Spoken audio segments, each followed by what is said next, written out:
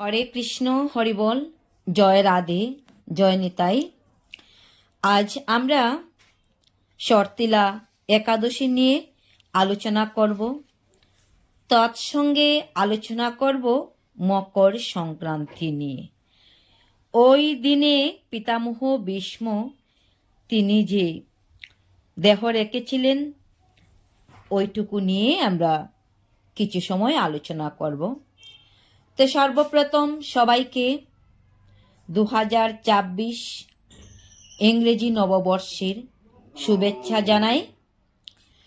নতুন বছরের প্রথম সূর্যোদয়ের সঙ্গে সঙ্গে আমাদের জীবনে আরেকটি নতুন অধ্যায়ের সূচনা হয়।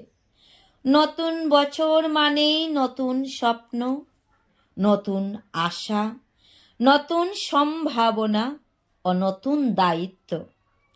এই নতুন বছরে আমরা প্রত্যেকেই চাই আমাদের প্রত্যেকের জীবনে সুখ, শান্তি, সমৃদ্ধি ও প্রকৃত সাফল্য লাভ করতে। কিন্তু এই সাফল্যের পথ তখনই সুদৃঢ় হয় যখন আমাদের জীবন পরিচালিত হয় শাস্ত্রের আলোর মাধ্যমে। হরিবল, শাস্ত্রের আলোর মাধ্যমে। তাই আসুন এই নববর্ষে আমরা সকলে শ্রীমদ্ ভগবদ গীতাকে আমাদের জীবনের পাথেয় ও দিশারি করে গ্রহণ করি। আমাদের প্রত্যেকের জীবনের পথ চলা এই শ্রীমদ্ ভগবদ গীতাকে যদি আমরা অবলম্বন করি, এই শ্রীমদ্ ভগবদ গীতা শাস্ত্রের কথা অনুযায়ী জীবনকে পরিচালিত করি, তবে সঠিক রাস্তায় আমরা চলতে পারব। কারণ ভগবদ গীতা কেবল একটি গ্রন্থ নয়, এটি জীবন গঠনের এক অমূল্য পথ নির্দেশিকা, যা আমাদের ভেতরের শক্তিকে জাগ্রত করে এবং প্রকৃত সাফল্যের চাবিকাঠি প্রদান করে। নতুন বছর আমাদের প্রত্যেকের জন্য এক নতুন সুযোগ, নিজেকে শুদ্ধ করার, ভক্তিকে দৃঢ় করার এবং প্রচার কার্যের মাধ্যমে সমাজ ও মানবতার কল্যাণে নিজেকে নিয়োজিত করা। আমরা শুধু যদি নিজের জন্য কর্ম করে যাই তাহলে আমরা স্বার্থপর। যাতে সমাজের মঙ্গলময় কাজেও আমরা নিয়োজিত থাকতে পারি, এটা আমাদের মানব জীবনের উদ্দেশ্য থাকা প্রয়োজন। তাই আসুন এই নববর্ষে আমরা সকলে একসাথে দৃঢ় সংকল্প করি ভগবানের সেবায় ও মানুষের কল্যাণে আমাদের জীবনকে আরও সুন্দর ও অর্থবহ করে তুলব। হরে কৃষ্ণ। তাই এই নববর্ষের প্রথম জানুয়ারি মাসে যে একাদশী, সেই একাদশী হলো শর্তিলা একাদশী। তো কবে করব আমরা? 14 জানুয়ারি, 29 পৌষ বাংলা বুধবার এই একাদশী ব্রত আমরা সবাই পালন করব। ওই দিন পড়েছে মকর সংক্রান্তি। মকর সংক্রান্তি অর্থাৎ পৌষ পার্বণ। ঘরে ঘরে পিঠা, পুলি, লাড়ু ইত্যাদি অনেক কিছু ভগবানের জন্য তৈরি করে ভগবানকে ভোগ নিবেদন করা হয়। আর শর্তিলা একাদশী তিল দিয়ে 6 প্রকারের যাতে আমরা তৈরি করি পিঠা, পুলি, মালপোয়া, লাড়ু ইত্যাদি 6 প্রকার, শর্ট শব্দের অর্থ 6 প্রকার তিল দিয়ে আমরা দ্রব্য তৈরি করে ভগবানকে ভোগ নিবেদন করিতে পারি। তাই শর্তিলা একাদশী।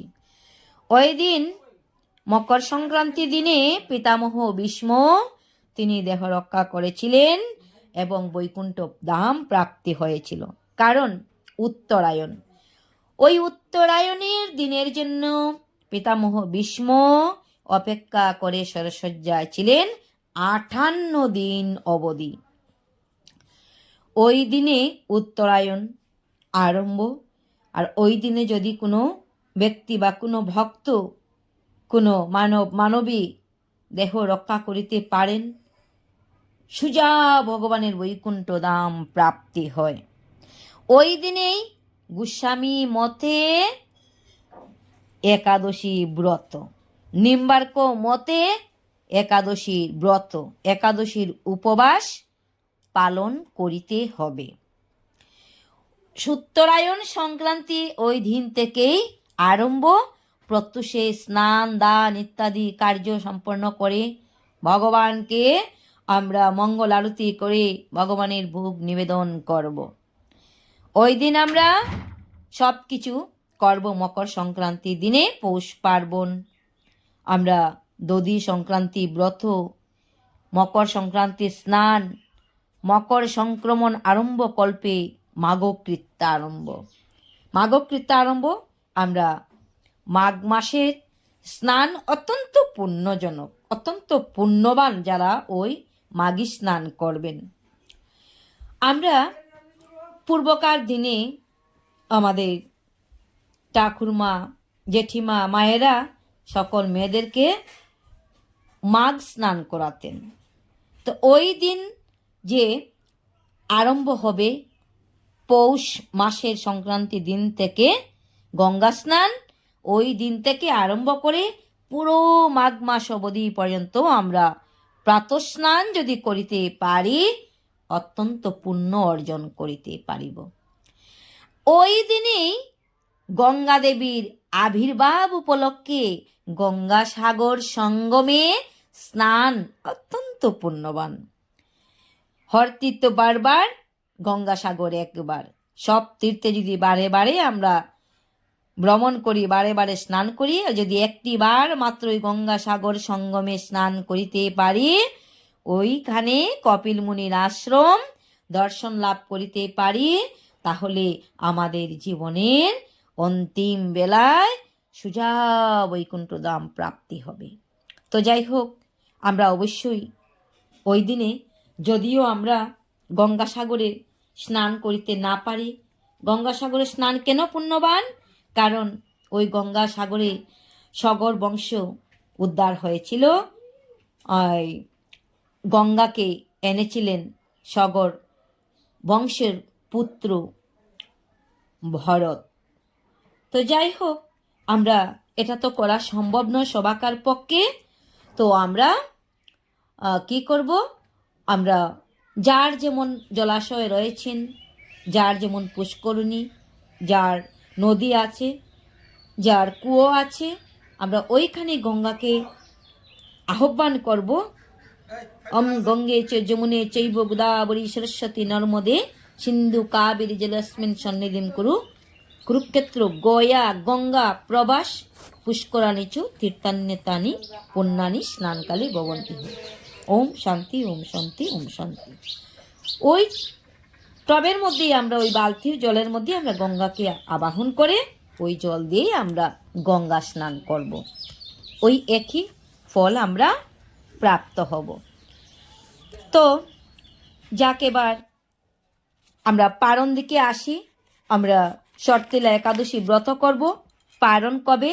পারণ মাঘ মাসের 1 তারিখে 15 জানুয়ারি বৃহস্পতিবার দিনে আমরা পারণ করব সকাল 10টার মধ্যে, পূর্বাহ্ন 10টার মধ্যে আমরা একাদশীর পারণ করব।